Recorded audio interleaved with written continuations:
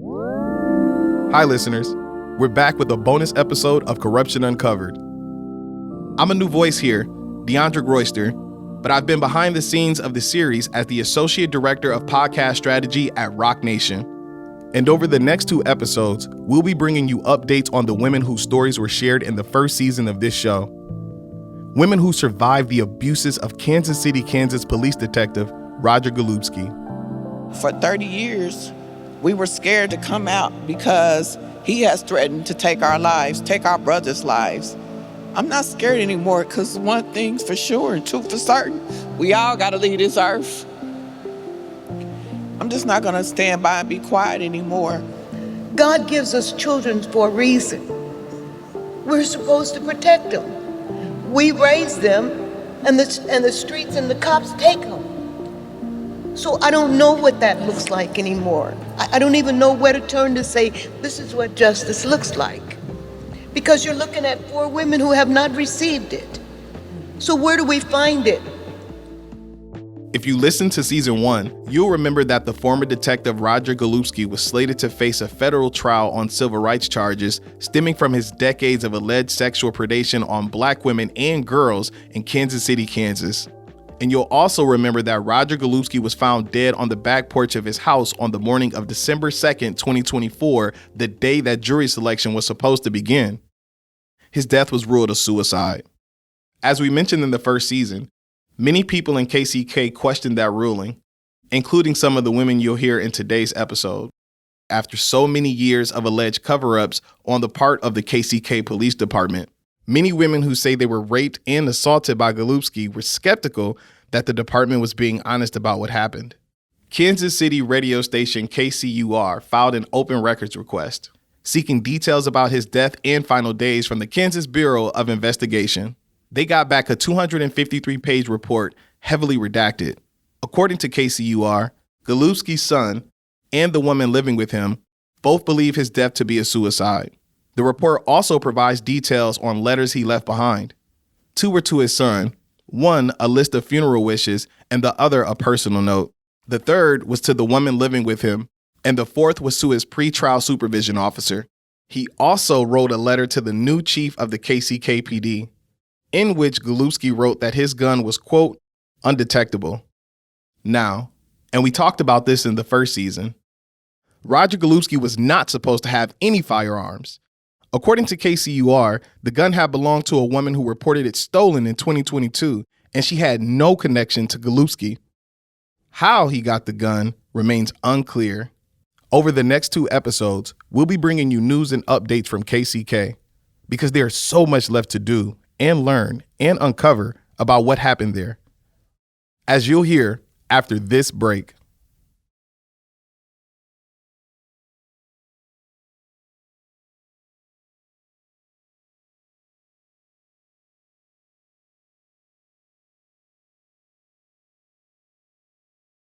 In May, several women who survived Roger Golubski came to New York City from Kansas City, Kansas. With great courage, they shared their experience at the United Justice Coalition's 2025 summit in front of an audience of hundreds. The UJC is a group convened by Roc Nation to shine a light on key justice issues and the need for criminal justice reform.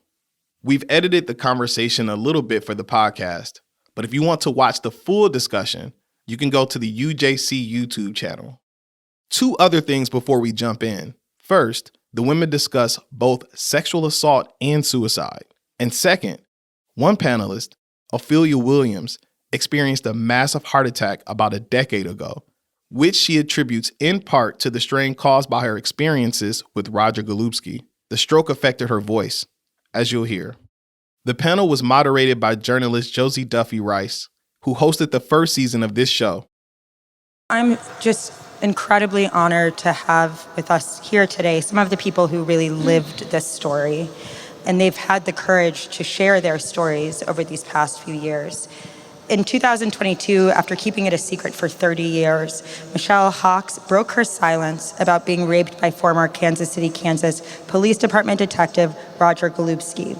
Her testimony and ongoing advocacy helped expose decades of corruption and abuse within that police department. Saundra Newsom is a lifelong Kansas City, Kansas resident and justice advocate whose son, Donnell Quinn, was murdered in an unsolved 1994 double homicide, which led to her confronting decades of corruption and abuse within the Kansas City Police Department. Niko Quinn is an advocate for victims of violence and police corruption. She is also a founder of the Spiritual Sister Circle, established in memory of her sister, Stacy Quinn, and other women who have suffered traumatic violence. She too has spent years fighting for truth and justice in Kansas City. Ophelia Williams is a justice advocate as a survivor of police abuse and sexual assault in Kansas City, Kansas.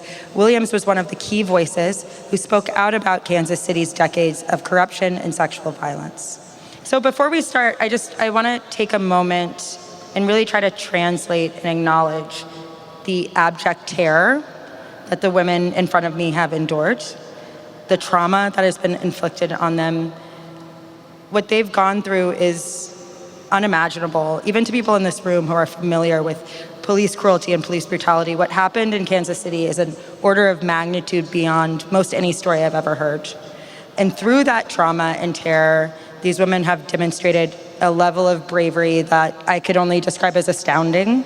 I really urge everyone in this room to, when they leave here, to really take some time with this story and then tell other people about it.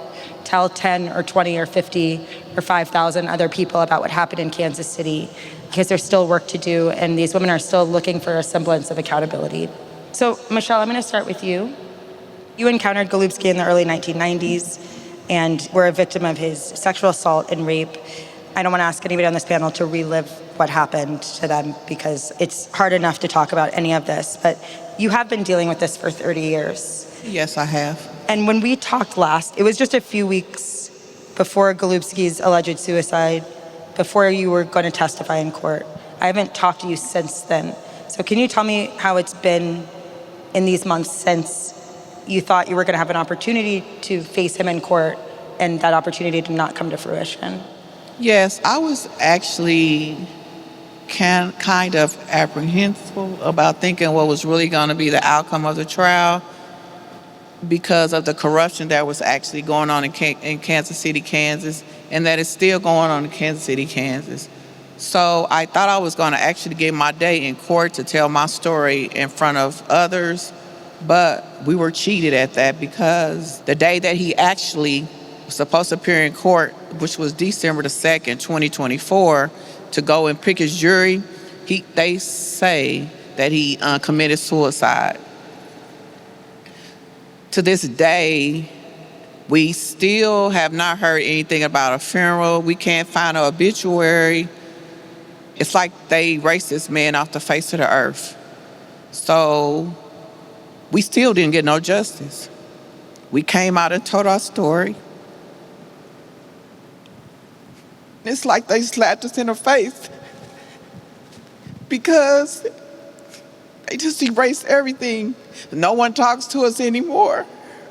And that's the justice that we got.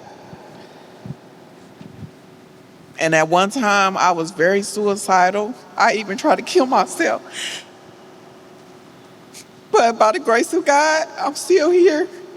And I'm gonna keep fighting. I'm not gonna be quiet. We all want justice. We want someone, if they say he's gone, someone still needs to be held accountable for the things that we went through and the things that we still go through. I mean, when someone takes your innocence from you without you giving it away, it hurts. And that feeling will never go away. But some justice would help us all heal a lot more than not being heard. I appreciate all y'all coming out to listen to our story, because y'all could have been anywhere else but y'all here. And I just want the world to change. It has to be changed, because just because we're poor, that's how they look at us. And black and brown people matter. And if we start sticking together, we can get some change done. I mean, I know sometimes it's hard to speak out because of retaliation, but if it's not me, it could be one of y'all's family members. And I'm just saying, don't wait until it's someone that you love to get involved. I know it's hard to get involved, but it's me today, and it could be someone that you love tomorrow. And that's just how I feel. Thank you. Michelle. Thank you.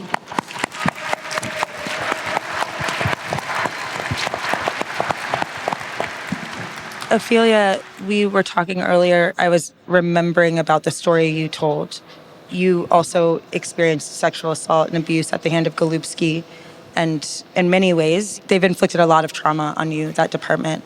People say, why don't you report? Why didn't you tell anybody? When people say, why didn't you report? Or why didn't you tell anybody? And I think you in particular had a pretty chilling experience when you threatened to report. So can you tell about that? My name is Ophelia Williams. I'm a survivor of Golubski, Roger Golubski. He came over my house one morning with a search warrant to search my house. He said that my sons was involved with a murder, of 2 people. He took down all 3 of my sons. They were 14 and 12. While they downtown, locked up, he comes back to my house a day or 2 later. I'm thinking he coming over to tell me something about my twins. No, he decided that he wanted to rape me. When he finished, I was like, I know he didn't just, do that to me. So I said, well, I'm gonna have to report this. He said, who you gonna tell? I said, I'm gonna call the police. And he said that he is the police. And if I do say anything, he can take me somewhere and kill me. And would nobody be able to find me, We do need justice. We can't let them keep doing what they doing to our Black women. When he came over that morning with the search warrant, he talking about me, how I look, and how my 11-year-old daughter look, talking about her legs and stuff. Said when she grow up, she gonna look like you. Then, like I said, a couple of days later, he didn't come over for nothing but to rape me. He raped me, then he left. He came back a little while longer and did it again. But my sons went to jail at 14. They 40 years old, still in jail. And I just want to know how with him, the judges, the prosecutors, how they do that. And so what I'm asking you guys, what we gonna do about this? What are we going to do? And what can we do? Because it's not getting any easier. My sons are 40, and I'm 62 years old. When will I be able to see them come home? I just know I'm hurting real bad. That I can't hug my twins again. They were my firstborn. I moved to Wyandotte County thinking it's gonna be a better place to raise my 4 kids. And my sons got taken away from me. You know, I'm just miserable. I'm sorry for crying. No, don't apologize. You know. Thank you. Don't apologize, please. Thank you so much, Ophelia. One of the things about the Kansas City, Kansas Police Department is all the different ways that they've found to inflict this torture and trauma on people. And Saundra and Niko, you guys have sort of an intertwined story. So just for a quick brief background, in 1994, Saundra's only son and Niko's cousin, Donnell Quinn, was shot and killed. And there were witnesses. This happened in broad daylight. One of the witnesses was Niko, who experienced it firsthand. So Saundra lost her only son, and Niko was threatened relentlessly by Golubski and others to point the finger at a man named Lamont McIntyre as the killer. Lamont McIntyre spent the next 23 years in prison for a murder he did not commit. And for nearly 30 years, Niko struggled to get justice for Lamont. And so, Niko, you have been really vocal about how deep the corruption goes in Kansas City, Kansas, because when you read the story, you just read about Golubski, and he obviously was a monster, but he was enabled by a lot of people, a lot of different levels of people. You have talked about how you spent 30 years kind of running from them. Can you tell us a little bit about who enabled him and what that was like for you? I believe that the justice system covered up a lot of You're allowed to say the prosecutor's name, I checked. Yeah. Okay, a young lady named Tara Moorhead, she's a monster, I'm sorry. When my cousin was killed, right before he was killed, maybe a week, these guys jumped him. They beat him up pretty bad. He came to my mom's house, was sitting on her porch. She told me he was down there, he was beat up. Went down there, was talking to him. He told me what happened. I sent my sister up to ask the people, can we pay whatever they said he owed. A day before, they kept trying to put my cousin in the car, and we kept telling him not to get in the car with him. The last attempt was we were walking down the street. It was all of us, my uncle, my sisters, my cousin, friends. We was all just walking in the pack. We was walking up and down Cornell that day. They pulled up at the corner, tried to get down in the car. My boyfriend at the time, a lot of people were scared of. He went to him like, this ain't what y'all want. Told my cousin to get out the car, told him to quit dealing with him. The next day, I had a dream. My cousin came in after the dream, and he kissed me on his forehead. He had been singing, been coming in all night, and said, cuz, I'm about to get my life together. I'm about to go into rehab. I'm about to take this money. He counted some money, said he's gonna take it to his son. Kissed me on his forehead, walked out the door.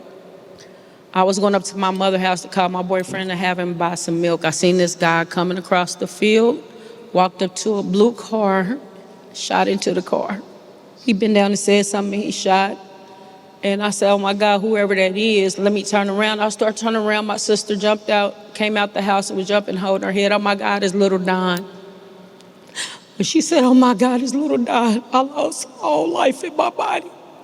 This was my best friend. He was everything to me. He was a brother from another mother.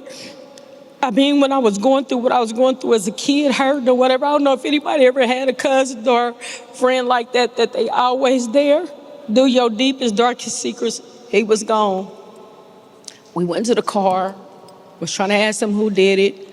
I'm looking at him and he's trying to talk and took his last breath. My mama put her hand on him and prayed and told us he was gone. That was the worst day of my life. That's when my tragedy began. I met Roger Golubski that day. I have seen him, didn't know who he was. He raped my sister in 1985 when she was coming home from school. That's the only time I heard of that name. After that, he would come to my house and told me to put Lamont,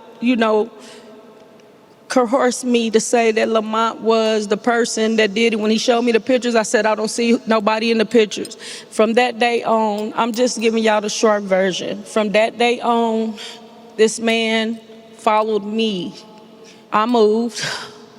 Roger knew where I was. He used to come up, sit on my porch, taunt me, would ask me to meet with him or whatever. We was in the waiting room at the courthouse. He asked me to get on the table and dance for him. Now we inside of a courthouse in a room, waiting to go up and testify. After that, I moved again. He found me. I moved on 29th in the family house. He found me. Used to sit on my porch, come on my house. I go in the store at night, he in the store. Wherever I went, I end up leaving Kansas City, Kansas, moving to Missouri. I come out of my duplex. He parked on the side of my duplex and he told me, I don't care where you move to, I'ma always find you. You can't never get away from me. My sister was killed in 2000. Roger came to me. I was sitting in the driveway drinking. I was a victim as well. He raped me that day, and I didn't remember anything. He told me he was gonna kill me, kill my kids. I couldn't tell nobody about my story because my kids were still living in KCK. What do we do about things like this to stop this? Because we're not the only victims. It's several women that have been through this. And that's the only reason why I came out, because I have friends. I have women that I seen they last encounter with me. They walk off my porch, get in the car with him. The next day or two, they found dead. They found dead. When he killed himself, the day before he killed himself, I couldn't sleep or nothing. People have to understand, when a person have questions and we need answers and we don't get the answers, when he killed himself, I felt empty. I felt empty. I went back to the day when he left me in the backseat of my car bleeding. Okay, so what do we do? How can we stop this? Because we have kids and grandkids out here. What can we do? We need help. And when I talk to people about it, oh, that was going on in that little city. Yeah, that's the way, that's where it's going to go on there, because they think people like y'all don't care. But we need to start showing people that we care about everybody.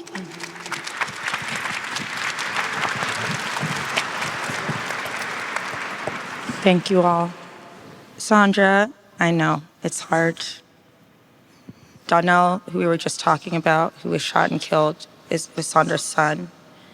And I remember that when we talked for the first time a few months ago, you said that people kept promising you justice, but that you never got justice, and that maybe justice was not possible.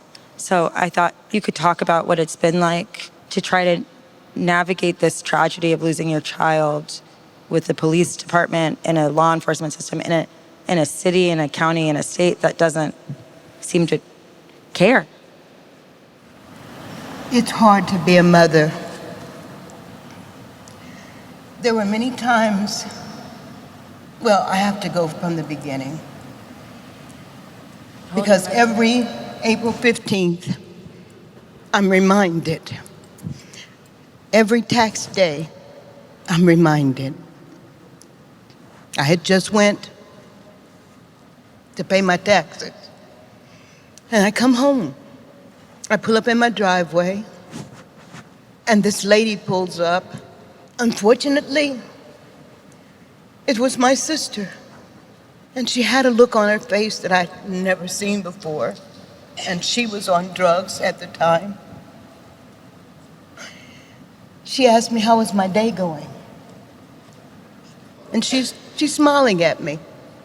And she said, let's go in the house. And I said, Bev, I'm not going in. She said, well, I just want to tell you your son's dead. I think I fainted, because when I woke up, everybody was at the house. While we were there, somebody from the city morgue called and said we had to come down and identify the body. I knew that couldn't be me.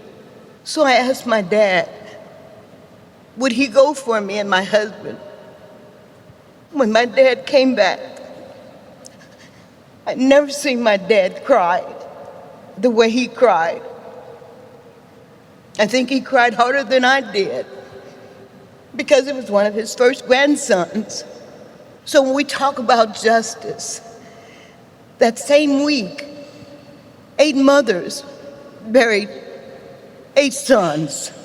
The mortician said, it'll be a while because we don't have enough time to get this done. When I first met Roger Golubski, my guy friend told me that we could take on City Hall. So I said, what do I need to do? He said, go up to City Hall and ask for a meeting. So I did that. I walk in the office a couple of weeks later, and there were 12 men sitting at the table. Roger Golubski was one of them. So the chief of police says to me, Mr. Newsom, where is it that you live? I said, I live on 24th Street. So he immediately says, well, is that 24th and Quinn, which is a predominantly black neighborhood? I said, no, I didn't say I lived on 24th and Quinn. He says, well, where is it that you live? In the meantime, the mayor is sitting there twiddling with this pencil. The moment I said the neighborhood I lived in, he broke that pencil because he knew that the area that I lived in was prestigious at the time. I'm looking over here to my right. Roger is sitting on the right. The next thing I know, it's Friday evening a couple of weeks later. Roger comes to my house, comes up on the porch. I'm sitting outside talking, crying and talking to God. And he says, Miss Newsom, I'm Roger Golubski, and I just want to let you know, I'm going to be handling the case. I said, okay.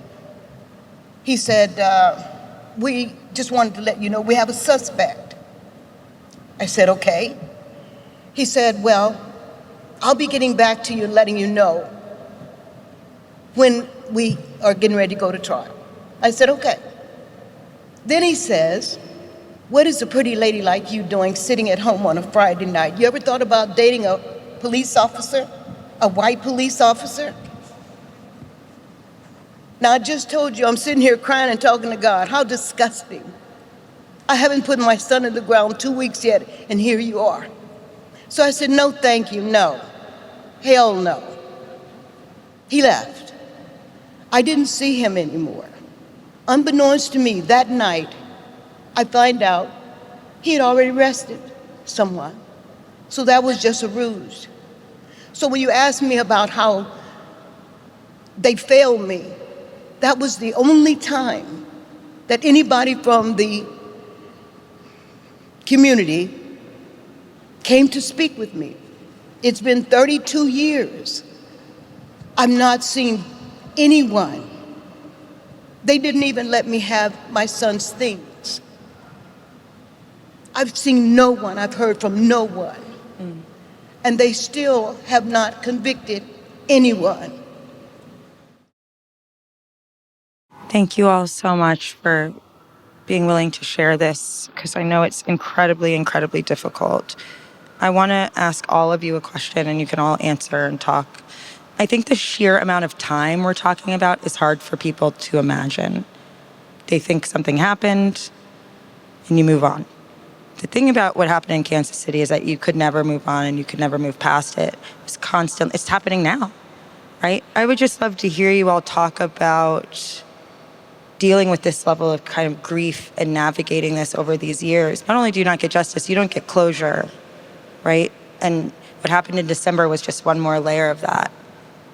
I'm thinking too about being promised by the mayor that he was going to help out, being promised that there's going to be a conviction integrity unit, and there's going to be an investigation, and there's going to be a lawsuit, and every time these institutions have failed you. Well, as for me, I just feel they were blowing smoke up I don't want to say it, but they were just trying to pacify us, just to keep us quiet, just to give us a little something, just to shut us up. So once he so-called left this earth, as they say, they dismissed everything. His slate was wiped clean. Mm-hmm. And so I guess after they shut him up, they shut us up. They think. That's why we're here now. Mm-hmm. Because, thank you. As they say, if you don't stand for something, you will fall for anything. And for 30 years, we were scared to come out because he has threatened to take our lives, take our brothers' lives. And at one time I was very scared. I was scared to talk. I'm not scared anymore because one thing's for sure and two for certain, we all got to leave this earth. And I'm just not going to stand by and be quiet anymore. When is the days that there would be no more Trayvon Martins, no more Sandra Bland's, no more Mike Browns, no more anyone has to die by officer. We pay their salary. They are supposed to be here to protect and serve, not harm. So we need to start sticking up in your state and any state. They need to hire people who came to do the job. They are paid to do a job. They're not paid to take your son's life, my son's life. That's not their job. If you feel someone is doing something wrong, lock them up and let a jury decide if they're wrong. It's not up to you to take anyone's life. That's not what you're hired for. Cops go to a shooting range. They know how to shoot. Why every time they shoot you, they have to shoot to kill? Exactly. They don't have to kill you. They could tase you. They can detain you if that's what they choose to do. But no, because you are black and brown, they would rather take your life and go home and go to sleep. No, that's not fair.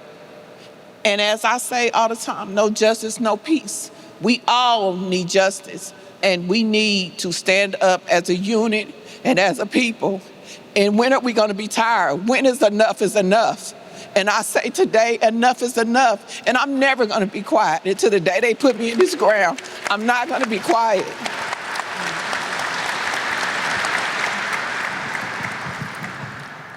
I'm just going to say I've been going to this for 30, 40 plus years with this man. And not just him, just the system in a whole. And I'm tired of everybody talking about they protected. When are we going to be protected? Because it's like we out here and we going through all this. Do they not know that this causes mental harm? Not just to me, but to my family. That's a domino effect. When you take one person, it's subject to take a whole lot of people because some people cannot survive without that other people. Like I was saying not too long ago, we have children out there and we have cousins, nieces, nephews out there and grandchildren. When you take that parent unit out of the house and there's nothing done, what you think them kids gonna do? Hurt people. They hurt people. So when is it gonna stop? Like she said, if you don't stand for nothing, you'll fall for something. I'm not falling for the okie doke no more. I'm not. And I don't want it to be just us. What is justice? Is it just us that out here to fight the justice for ourselves? Where's the people? These people supposed to be the government. They supposed to help us, and they're not. They harming us. When I was hearing all this stuff about Golubski, I said, yeah, he's protecting our right, but he's serving himself. Because look what he's doing to us. And they wouldn't believe us because we are black women. Had it been another, and I'm sorry, y'all, but I'm just going to tell the truth. Had it been a black officer doing this to white women, do you think we'd be sitting here? No, because they would have came up there, them KKK, whatever, would have tied him to the back of the car and dragged him up and down Quinn to make an example. So what's so different about him? Because of his skin color? He's human just like anybody else. Just like he supposedly took himself. He didn't. It was too much he knew. It was too many people's hands involved. But we just need help, and that's what we come from little bitty old Kansas City, Kansas, the dot, Wyandotte County, asking for y'all help. Please help us in any way that y'all can. Thank you.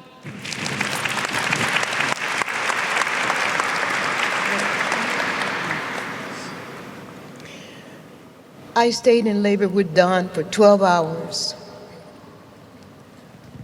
When he was born, he was like a gift. And in 30 years, I've not been able to put a stone on his grave because nothing is completed.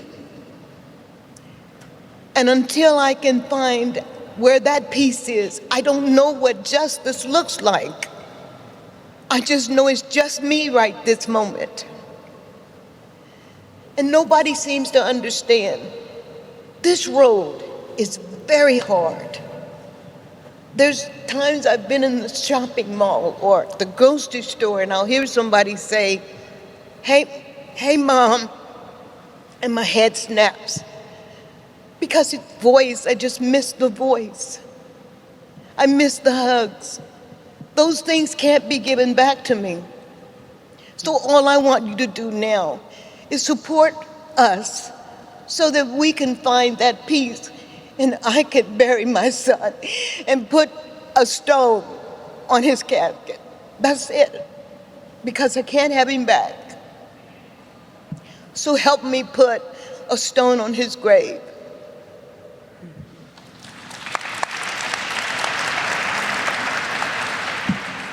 I think it's helpful for people to understand how they can be helpful to you.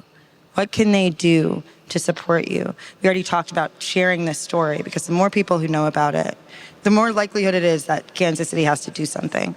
But beyond that, how can people here best support you?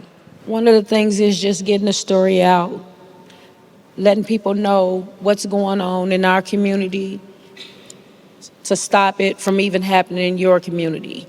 Because it's not over until we stand up and we all come together and try to fix it. How are we gonna fix it? We all need to come up together collectively and try to figure something out. We have to. It's just us four. But we can fight, we fight in numbers. Mm-hmm. So that's what we're asking, is to just share our story and get it out there to make people aware of what's going on in the KCK area. You know, going on what Niko just said, my 14-year-old sons, they got convicted of the hard 50, and another 50. One took the plea, he got 25, and another 25. How the hell you gonna send some kids to jail at the age of 14? No adult over 18. Golubski wouldn't let me go down. When I did go down, they already had signed their life away. In 2017, I guess I couldn't take it no more. So I had a massive heart attack. I was dead, but God said, no, you're not gonna die until we see something happen with Wyandotte County Police Department, because I don't know how you gonna have 14-year-olds sign their life away. Now what kind of world I live in that can do that to my sons? And while they in jail, he's back at my house raping me. Okay, number one, they should change that law about 14-year-olds making a statement and signing it without a dope or a lawyer there. Now, that's some BS, you know. So really, he really messed my life up. I don't know what else to say.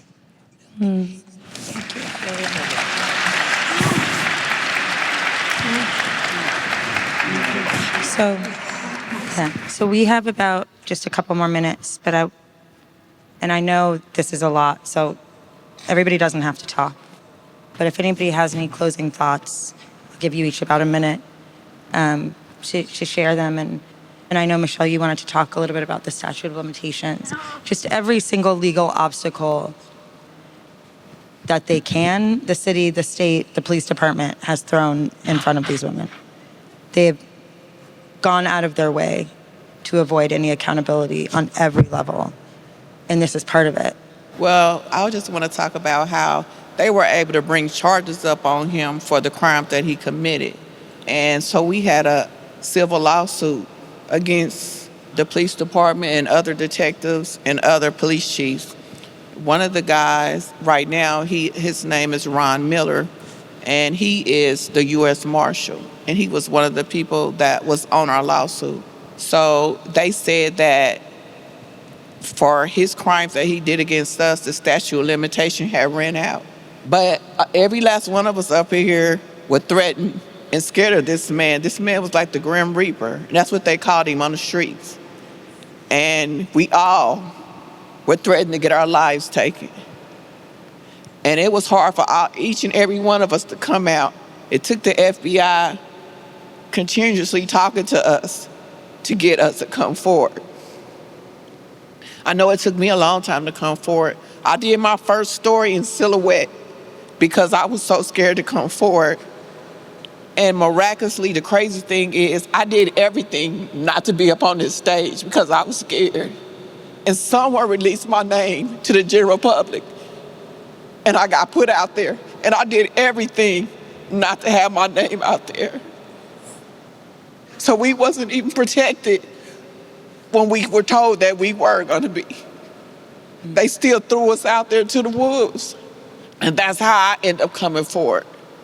I didn't come on my own accord, I was pushed out there. So after I got pushed out there, then they kicked me back because nothing has been done for any of us up here.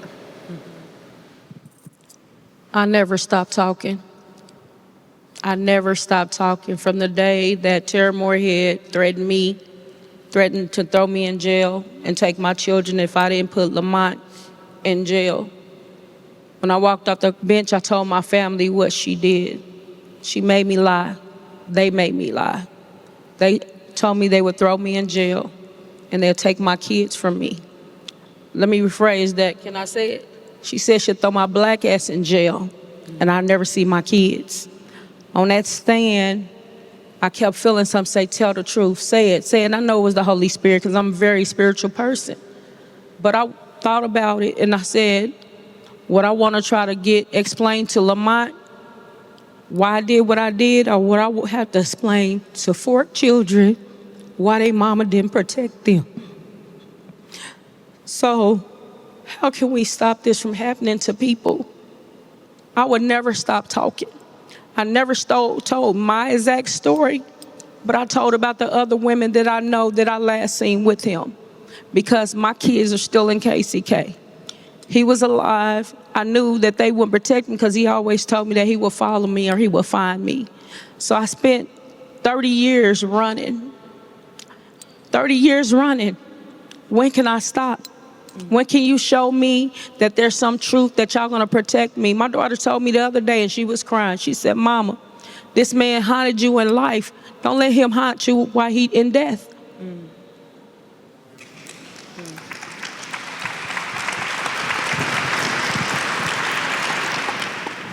I don't think I know which way to go now. Because when it happened, nobody came to me with an outcry, not just for my son, but 8 mothers in 1 week. 8 mothers cried. So I don't know what justice looks like because I've never tasted it, I've never seen it, I haven't felt it. So I don't know where we go from here. I don't know who to trust anymore because to me, back in the day, you gave your word, and your word was bond. I've had so many words that I can't look at anybody hardly anymore and say, I believe you. Because I keep crying, and I keep crying about the same thing over and over again. God gives us children for a reason. We're supposed to protect them. We raise them, and the streets and the cops take them. So I don't know what that looks like anymore. I don't even know where to turn to say, this is what justice looks like. Because you're looking at 4 women who have not received it. So where do we find it? The only thing I could say is we need to look at each other and say, would you trade places with me? Mm-hmm. Would you trade places with me? I don't think very many people would. And I don't need sympathy because I can't do anything with it. I need your help to bring this thing to an end. That's what we need, help. And it's by any means necessary. Ophelia, I'm going to let you close us out if you want to give closing thoughts. You know, I'm really off kilter every day. I don't walk straight. I walk sideways. I can't help it. I walked around for years as my name O.W. because I was scared. One day in front of the federal building, I decided to come out and tell everybody what happened to me. Who is O.W.?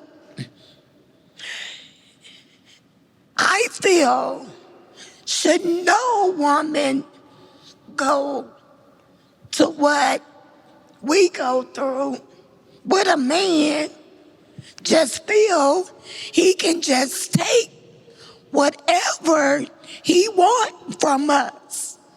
Oh, hell, it ain't nothing gonna happen. We gotta change that. We got to have them to be easier on Black people because we are human too.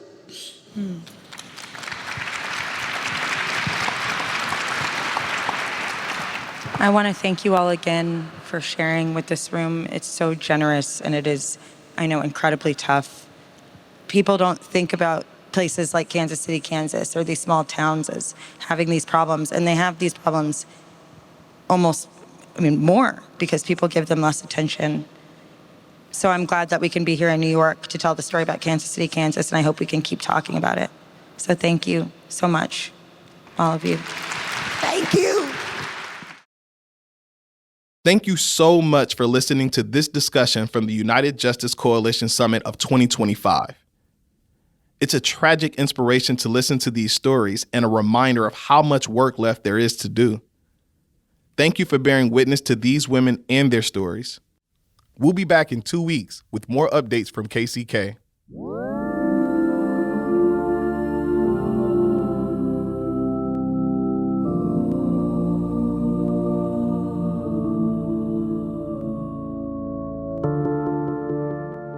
You can follow the fight at corruptionuncoveredpodcast.com and at Team Rock, ROC, on socials. Corruption Uncovered is a podcast from Rock Nation and its philanthropic and justice division, Team Rock. The show is produced by Pineapple Street Studios. Kat Aaron and J.M. Berry are our executive producers. Stephen Key is our senior producer. Original music by Davey Sumner, performed by Davey Sumner, Yvette Holsworth, and Pat Keene. Mixing by Marina Pais and Pedro Alvira. Thank you for listening.